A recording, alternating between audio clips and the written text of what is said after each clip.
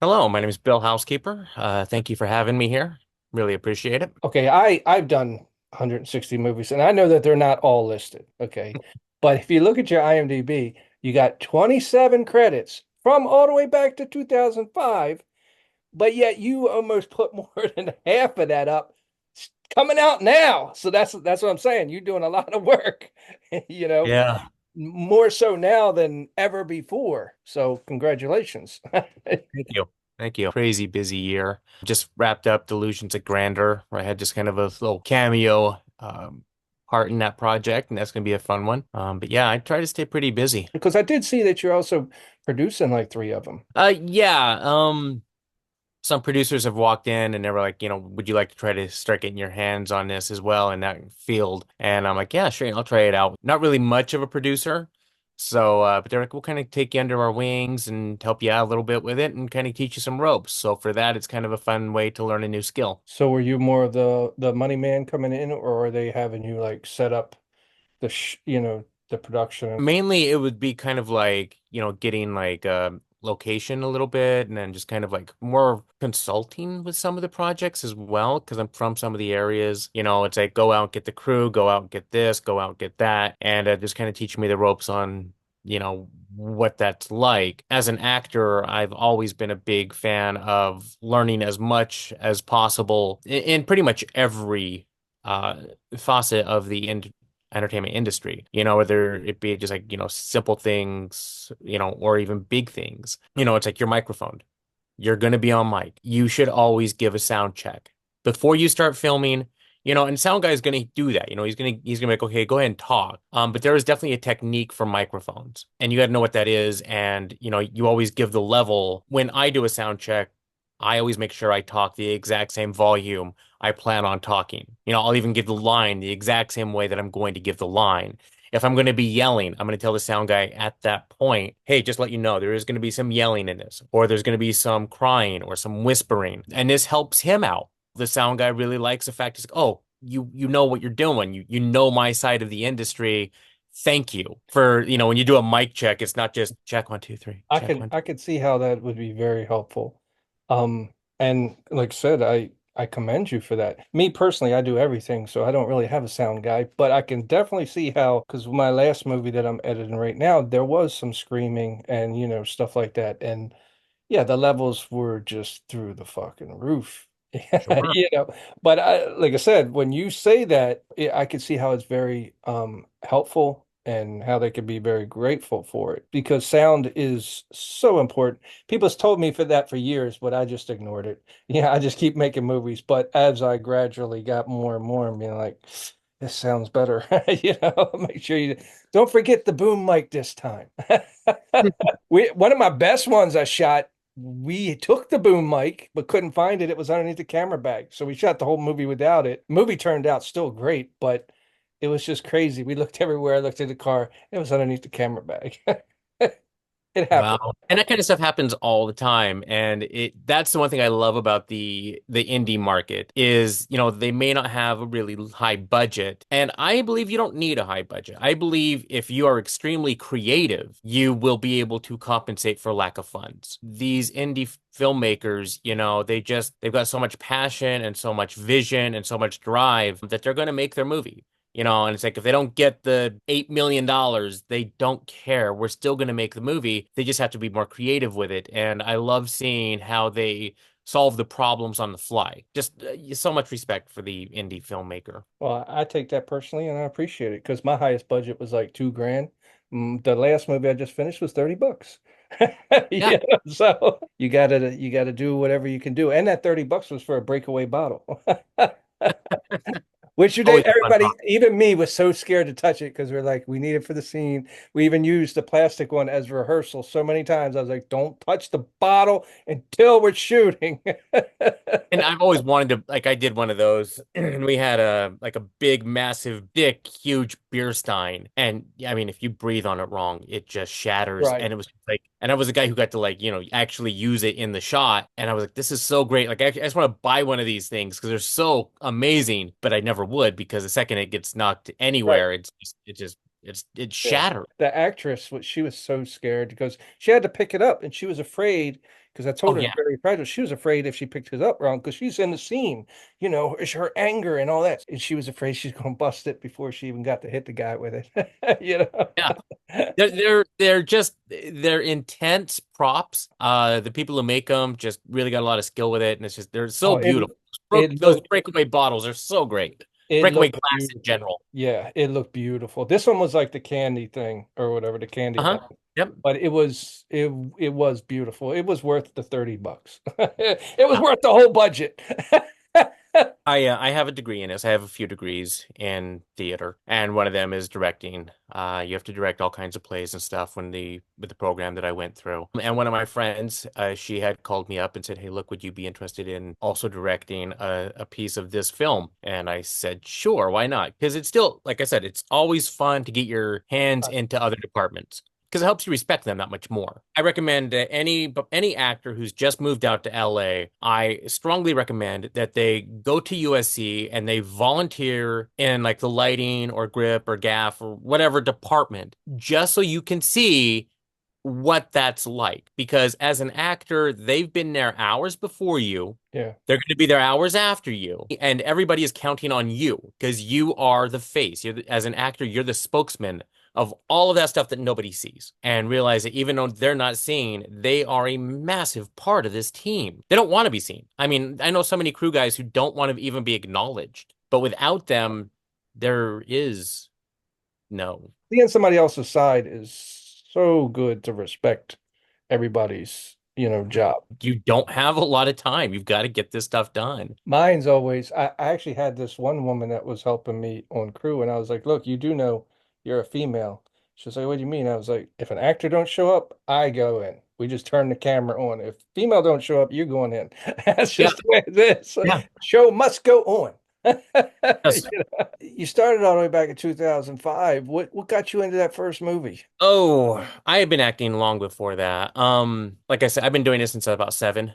Grew up in Utah, did all the drama school, in high school, junior high, theater, at a University of Utah, as well as Mesa State University. Got out into LA. I came out in 2002. You're always being told when you're in your undergrad, it's like, this is what you're doing. This is what you have to do. This is headshots. This is agent, manager. It's what you do.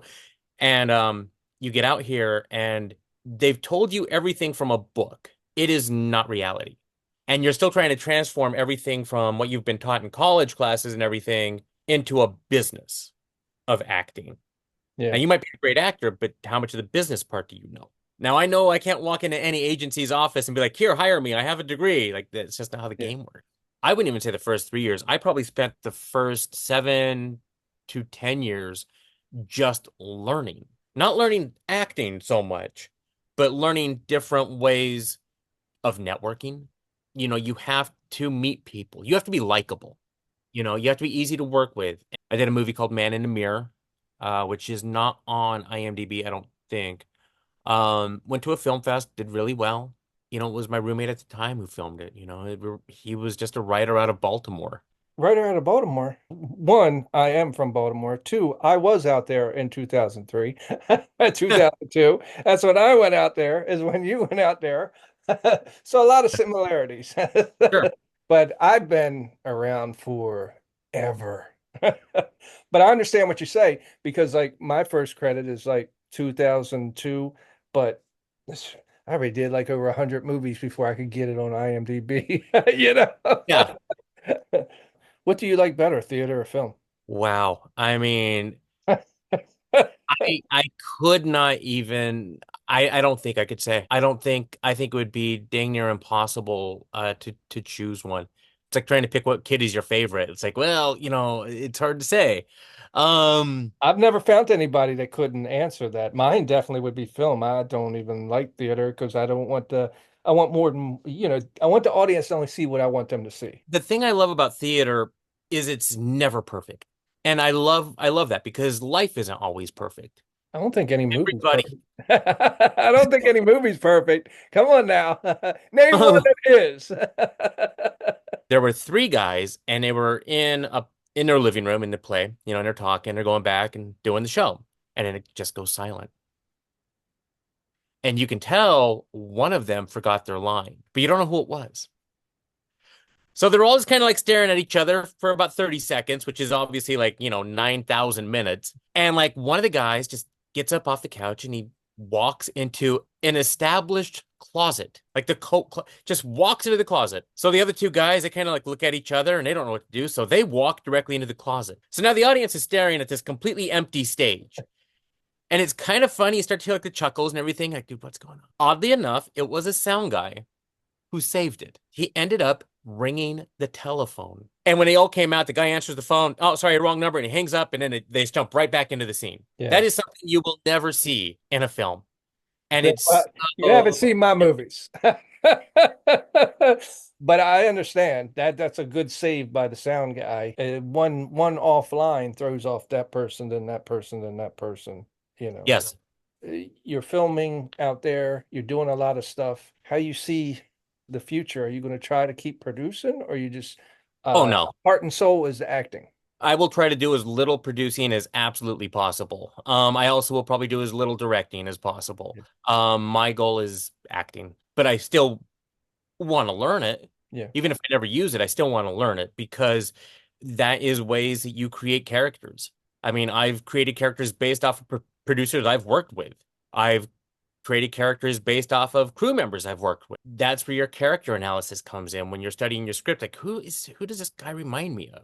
Well, a lot of people they go into producing so they can produce their own movies so they can star in it. You know, Yes. when I did this Alien movie, I went through 15 actors and then I ended up having to play the part because they said the part was too big. So I ended up having to do it myself while I'm making the movie. And I've never seen actors turn down a role because it was too big. But then again, I do film very, very quick, and it was a lot. But I still, I was like, come on, I actors start enjoy going, that.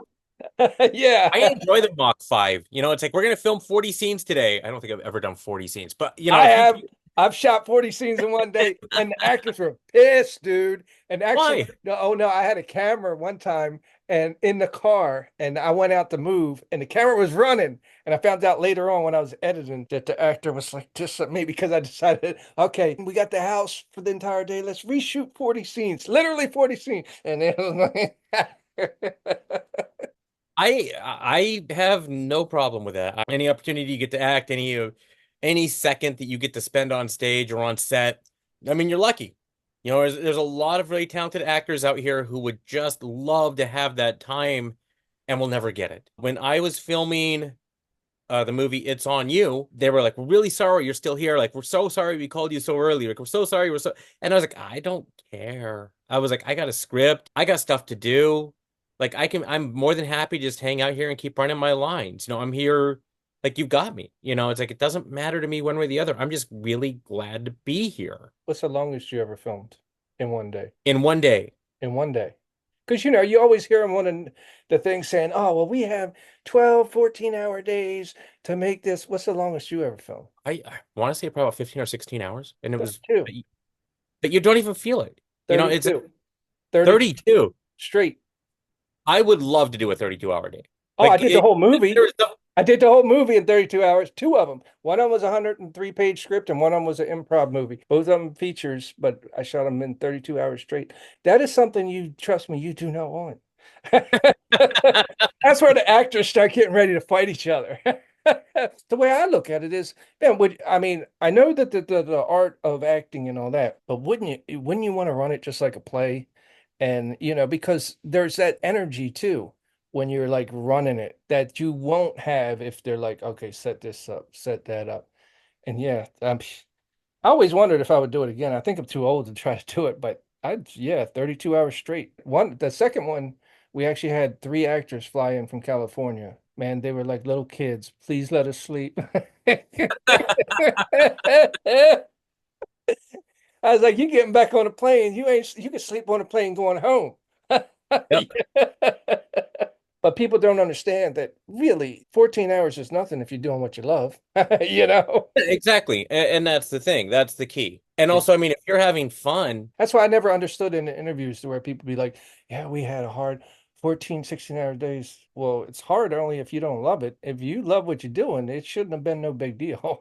You Yeah. know? And it's like, again, I kind of throw it back on the crew. I'm like, look, you think you've got a bad 16-hour day? These guys are actually working over here. Like, these guys are like, they don't get the downtime that we get. Well, they feel the same thing that they're a part of it. That's why, yeah, I got respect for crew people is because of that. That, they're not seen, they don't get the appreciation, but they're a part of it. What do you want to promote? Well, let's see. A Soldier's Secret's been winning a lot of awards. We had a limited AMC theater with that. The Straw Girl is an awesome thriller. Holy Roller's got a great character in there where I play a senator. You make all these movies, right? Yeah. How do you feel about some of them being able to open up and some of them, somebody just sends you a link, says, well, here's the movie. We couldn't do nothing with it. Is there any difference? Or are you just proud that you're in it and a part of it? Because honestly, you never know where somebody's going to see it and Yeah. appreciate it. But I'm asking you from the actor's point of view that's in it. I know you want it in the theater, but how do you feel when they come and say, hey, I finished it, but we can't do nothing with it? And that happens with the indie films and I mean, I'm sure it even happens with the studio stuff as well from time to time. I'm not really big on the fame part of acting. I'm just more into the creative part of it. I can't stand watching myself act. It just I just Most can't actors, stand it. most good actors, I'll be honest, can't. I got one guy that's been in a lot of my movies, and he's a great actor, but he hasn't watched none of them. And I was like, I do all this work. And he's like, you don't understand, I can't watch myself. I'm the same way. I have a harder time watching. I can watch myself, but I would definitely prefer somebody else doing the part. Going back to your question of like, if something doesn't come out, am I upset? I'm not upset for me because I created the character, I did the job, I had fun. For the director, for the producer, they've been nurturing this thing from the very beginning. It's not coming out. That has to be just heartbreaking for them. You guys tried so hard to put this thing together and it just didn't quite work out. Because there's nothing worse than creating something and it doesn't get the light of day. They deserve better. So I totally Yeah, get it, and that's what I was trying to say is, yeah, everybody creates something, they want it to be seen, you know. yeah, absolutely. Not too many people have that many in, you know, pre-production or in development. So congratulations on that part. And Jack Be Nimble, that one has been out for a while, but that was a character that I absolutely loved. It was a smaller character, but it was a one of my all-time favorites. So that's a movie to check out for sure. But I appreciate your time, man. Thank you for having me on. I really, really, really appreciate it. And if you ever want to have me on again in the future, you know how to find me.